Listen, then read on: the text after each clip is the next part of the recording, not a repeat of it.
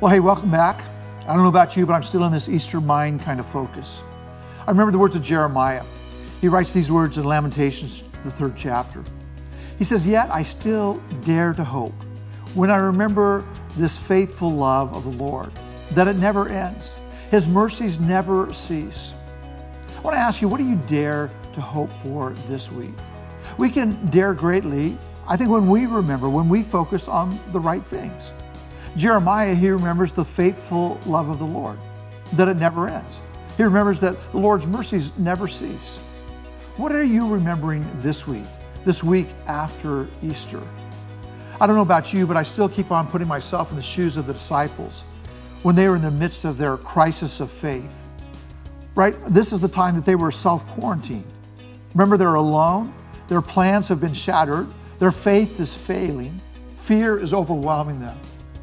Now, remember, they'd already been with Jesus for 3 years. They had front row seats to some incredible miracles. When Jesus, he walks on the water, calms the stormy seas, heals the sick, even raises the dead. They see him feed 5,000 from a little boy's lunchbox.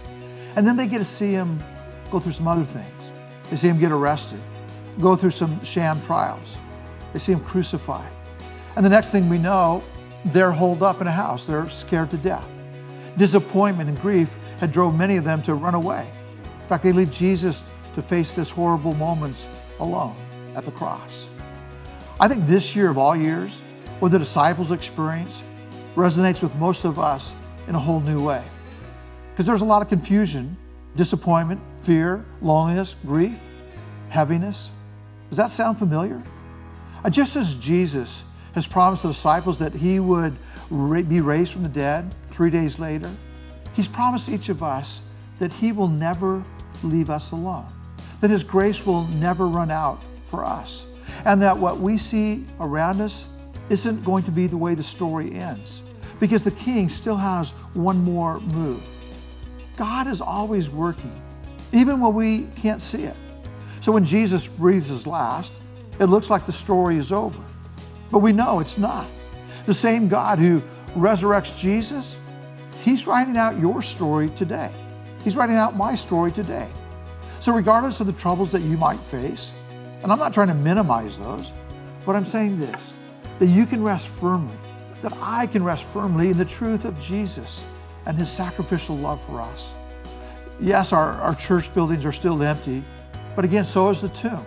He's risen. Joy's been made complete. Love wins. So today, let's live like that. In fact, here's Paul's prayer to the Romans. In chapter 15, he says this in verse 13. Make it your prayer as well. Paul says, "I pray that God, the source of hope, will fill you completely with joy and peace because you trust in him. And then you will overflow with confident hope through the power of the Holy Spirit." May those words be the words that resonate with you this day and the rest of this week.